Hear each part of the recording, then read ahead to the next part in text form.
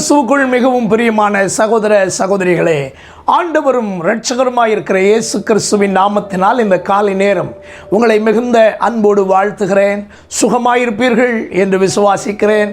கர்த்தர் உங்களை சுகத்தோடு பலத்தோடு காப்பாராக. இந்த காலை நேரம் நம்முடைய தியானத்திற்காய் ஆண்டவருடைய வேதத்திலிருந்து ஒரு வசனத்தை நாம் வாசிக்க கேட்போமா? சங்கீதங்களின் புஸ்தகம் 147 சங்கீதம் 3வது வசனம். இருதயம் நொறுங்குண்டவர்களை குணமாக்குகிறார், அவர்களுடைய காயங்களை கட்டுகிறார். பிரியமான தேவனுடைய பிள்ளைகளே, இந்த காலை நேரம் நம்முடைய தியானம் நம்முடைய இருதயத்தின் காயங்களை குணமாக்குகிறதான ஆண்டவர். மனிதனுடைய சரீரத்தில் ஏராளமான அவயவங்கள் இருக்கின்றன. அவைகளிலே மிக பிரதானமான ஒரு அவயவம் இருதயம். மனிதனுடைய அவயவம் உருவாகுவதிலே முதலாவது உருவாகுகின்றதான அவயம் இருதயம் என்று மெடிக்கல் சயின்ஸ் சொல்லுகிறது. அப்படியானால் மனிதனுடைய சரீரத்திலே ஒரு முக்கியமான அவயவம் இருதயம். இந்த இருதயத்திலே காயங்கள் ஏற்படுகிறதாம். மனிதனுடைய சரீரத்தில் கைகளில் காயம் ஏற்படலாம். உச்சம் தலை முதல் உள்ளம் கால் வரையிலும் இருக்கிற எல்லா பகுதிகளிலும் காயங்கள் ஏற்படலாம். அவைகளை மனிதர்கள் கண்டுபிடிக்கலாம். அதற்கு மருந்தை இந்த உலகத்தில் மருத்துவ உலகம் கண்டுபிடித்திருக்கிறது. ஆனால் இருதயத்தில் ஏற்படுகின்றதான காயம் என்பது மிக வித்தியாசமான ஒன்று. மனிதனுடைய இருதயத்தில் காயம் ஏற்பட பல காரணங்கள் உண்டு. அதில் ஒன்று, மனிதர்கள் பேசுகின்றதான பேச்சு சில நேரம் நம்மை காயப்படுத்துகிறது. இரண்டாவது, நம்முடைய வாழ்க்கையிலே வருகின்றதான விழுகை நம்முடைய இருதயத்தை வேதனைப்படுத்துகிற அளவுக்கு நம்மை காயங்களுக்கு உட்படுத்துகிறது. நஷ்டங்கள் நம்முடைய இருதயத்தில் காயத்தை கொண்டு வருகிறது. இழப்புகள் நம்முடைய இருதயத்தில் காயத்தை கொண்டு வருகிறது. சத்துரு செய்கின்ற சதி கிரியைகள் நம்முடைய இருதயத்திலே காயங்களை கொண்டு வருகிறது. ஆண்டவர் யார்?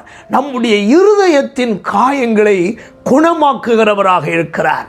இன்றைக்கும் இருதயம் சோர்ந்து போய் மனம் நொந்து காயத்தினால் வேதனைப்பட்டு வலியினால் உங்கள் இருதயம் வேதனைப்பட்டு கொண்டிருக்கிறதா? இன்றைக்கு ஆண்டவர் உங்கள் காயங்களை கட்டுகிறார். மனிதர்களுடைய வார்த்தைகள் உங்களை காயப்படுத்தி விட்டதா? ஆண்டவர் உங்களை பார்த்து கேட்கிறார், நான் உன்னை அப்படி சொல்லவில்லையே, பின்ன ஏன் நீ காயப்பட வேண்டும்? நான் உன்னோடு கூட இருக்கிறேன், பயப்படாதே என்று ஆண்டவர் உங்களோடு பேசுகிறார். சத்துருவினுடைய கிரியையினால் காயம் ஏற்பட்டு விட்டதா? கவலைப்படாதிருங்கள், உங்கள் காயங்களை இயேசு கட்டுகிறார். உங்களுடைய வாழ்க்கையில் இழப்புகளும் நஷ்டங்களும் வந்ததினால் இருதயத்தில் காயம் ஏற்பட்டிருக்கிறீர்களா? பயப்படாதிருங்கள். யோபுவினுடைய இருதயத்தை மகிழ்ச்சியாக்கும்படி அவனுடைய வாழ்க்கையிலே இரட்டிப்பான நன்மைகளை கொடுத்து அவனுடைய இருதயத்தின் காயங்களை கட்டி அவரை ஆசீர்வதித்ததான தேவன் உங்களுக்கும் இந்த காலை நேரம் அற்புதம் செய்ய வல்லமை உள்ளவராயிருக்கிறார். உங்கள் இருதயத்தின் காயங்கள் கட்டப்படும், கவலைப்படாதிருங்கள்.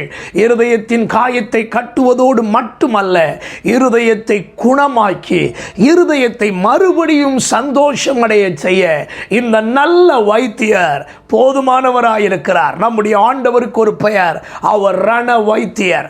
உங்கள் காயங்களை கட்டி உங்களுடைய எல்லா வேதனைகளையும் உங்களை விட்டு நீக்குவார். பயப்படாதிருங்கள், உங்களுக்கு சந்தோஷம் உண்டாகும். ஆண்டவர் உங்களை மேன்மைப்படுத்துவார். நாம் ஜெபிப்போமா? எங்கள் காயங்களை கட்டுகின்றதான நல்ல ஆண்டவரே, இந்த காலை நேரத்திலேயும் இருதய காயங்களோடு எப்படிப்பட்ட சூழ்நிலைகளில் மனிதர்கள் இருக்கிறார்களோ, ஆண்டவருடைய பிள்ளைகள் இருக்கிறார்களோ, அதை நீர் அறிகிறீரப்பா. இந்த காலை நேரம் ஒவ்வொருடைய காயங்களும் கட்டப்படும்படி கர்த்தருடைய ஆறுதல் நிறைந்த வசனங்களும் கர்த்தருடைய கிரியைகளும் ஒவ்வொருடைய வாழ்க்கையிலும் உண்டாகட்டும் என்று உம்மை பார்த்து இந்த காலை நேரம் மனத்தாழ்மையோடு வேண்டுகிறோம். தொடர்ந்து உம்முடைய கிருபை எங்களோடு இருக்கட்டும். இந்த நாளையும் எங்களுக்கு ஆசீர்வாதமாய் மாற்றித்தாரும். இரட்சகர் இயேசுவின் நாமத்தில் இவைகளை மிகுந்த மனத்தாழ்மையோடு வேண்டிக் கொள்கிறோம் எங்கள் நல்ல பிதாவே, ஆமென். God bless you. கர்த்தர் உங்களை ஆசீர்வதிப்பார். ஆமென்.